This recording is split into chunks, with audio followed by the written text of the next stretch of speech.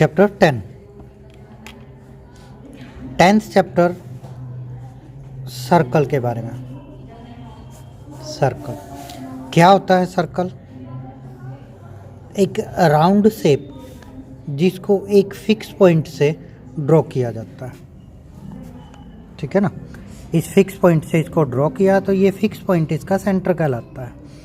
इस सेंटर से लेके हम ये चारों तरफ जो बाउंड्री है, इस बाउंड्री तक यदि इसको हम मिला देंगे तो ये कहलाती है रेडियस, जिसे हम आर से डिनोट करते हैं। एक सर्कल के अंदर कितनी रेडियस हो सकती हैं?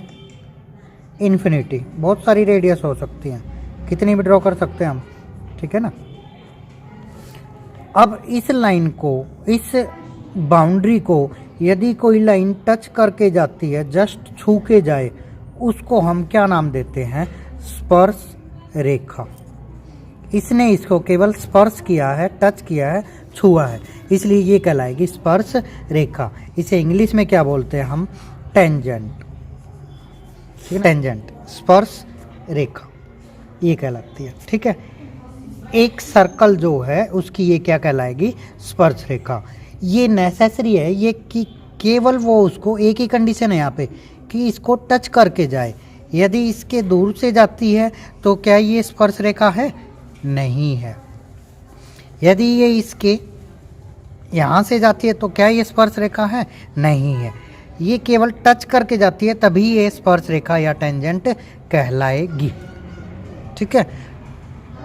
अब क्वेश्चन अराइज होता है कि एक पॉइंट गिवन है, हमें एक पॉइंट दे रखा है। ये पॉइंट इस सर्कल के आउटसाइड में है, बाहर है कहीं। Let this point is P. So how many tangent can we draw from point P? हम P पॉइंट से कितनी टेंजेंट ड्रॉ कर सकते हैं एक सर्कल की? यानी कि एक पॉइंट यदि अवे है, बाहर है, किसी सर्कल के बाहर है, आउटसाइड है, दूर है यहाँ से, किससे? सेंटर से। ये दूर है तो हम कितनी टेंजेंट ड्रॉ कर सकते हैं? तो इसमें हम टेंजेंट ड्रॉ कर सकते हैं 2। एक ऐसे जाएगी और एक ऐसे जाएगी। यानी कि यदि कोई आउटसाइड द सर्कल कोई पॉइंट है, वहाँ से कितनी टेंजेंट ड्रॉ हो सकती है? 2।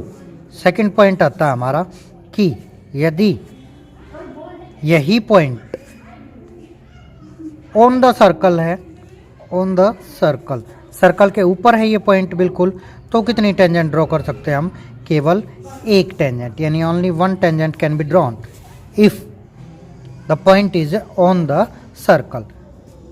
थर्ड आता है हमारा कि ये इसके अंदर है ये पॉइंट, तो कितनी टेंजेंट ड्रॉ की जा सकती है? इनसाइड, इसी के अंदर है पॉइंट P, तो कितनी टेंजेंट ड्रॉ की जा सकती है? एक भी ड्रॉ नहीं कर सकते।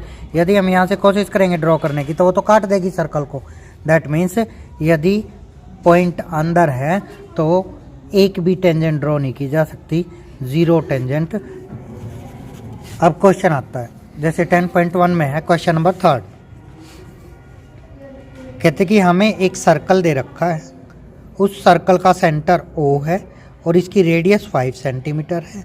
एक बाहर कोई भी पॉइंट है Q नाम का, इस पॉइंट से हमने एक टेंजेंट ड्रॉ की। ये टेंजेंट P पॉइंट पे जाके यहाँ पे टच करती है। हमें गिवन है OQ जो है वो 12 सेंटीमीटर है, रेडियस हमें पता ही है 5 सेंटीमीटर है। हमें PQ की लेंथ फाइंड करनी है। We have to find the value of the length of PQ। PQ एक लाइन है, सेगमेंट है, इसकी हमें लेंथ पता करनी है, लंबाई पता करनी है। देखो, कभी भी जब सेंटर जो है, सेंटर से रेडियस ये गई है, रेडियस टेंजेंट के साथ हमेशा 90 डिग्री का एंगल बनाती है। मीन्स ये एंगल हमेशा 90 डिग्री का होगा हर कंडीशन में। तो जब ये 90 है, इसका मतलब एक राइट एंगल ट्रायंगल बन गया। ये तो एक राइट एंगल ट्रायंगल बन गया।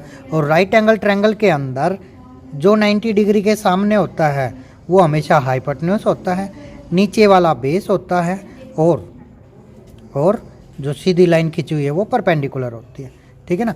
बेस और परपेंडिकुलर चेंज भी हो सकते हैं, कोई दिक्कत नहीं है, दैट मीन्स टू से इसको परपेंडिकुलर मान लें, इसको बेस मान लें हम। ऐसा क्यों? क्योंकि यदि मैं कॉपी को चेंज करके दिखाऊंगा, पलट के दिखाऊंगा, दूसरी साइड से दिखाऊंगा तो ये बेस बन जाएगा, ये परपेंडिकुलर बन जाएगा, तो इसका कोई फर्क नहीं पड़ेगा। लेकिन hypotenuse should be in front of angle of 90 degree. 90 degree के सामने जो है हाइपोटेन्यूज होना चाहिए। इसका मतलब ये 90 है तो ये क्या बनेगा, ये हाइपोटेन्यूज हो गया।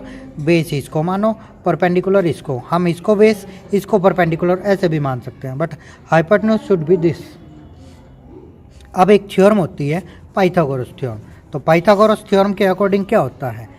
According to Pythagoras theorem h square is equal to b square plus p square, यानी कि हाइपोटेन्यूज का स्क्वायर इक्वल होता है बेस का स्क्वायर प्लस परपेंडिकुलर का स्क्वायर। ये हम कह सकते हैं कर्ण का वर्ग बराबर है आधार का वर्ग जमा लंब का वर्ग।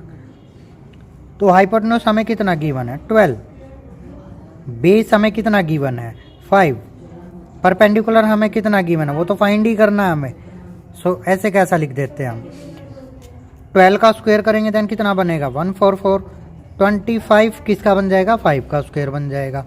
P square as it is 144, ये 25 इधर आता है देन माइनस का बन जाएगा, is equal to P square. 119 is equal to square उधर जाएगा, जैसे कोई चीज़ प्लस होती है उधर जाती है तो क्या बन जाती है? प्लस वाली चीज़ बन जाती है माइनस, माइनस वाली बन जाती है प्लस, मल्टीप्लाई वाली बन जाती है डिवाइड, और डिवाइड वाली बन जाती है multiply. Similarly if square is here then it will, if we take this in this side it will become square root. तो ये हमारा आंसर आ गया है। दैट मीन्स पी क्यू जो है हमारा उसकी वैल्यू कितनी होगी? √119। ओके।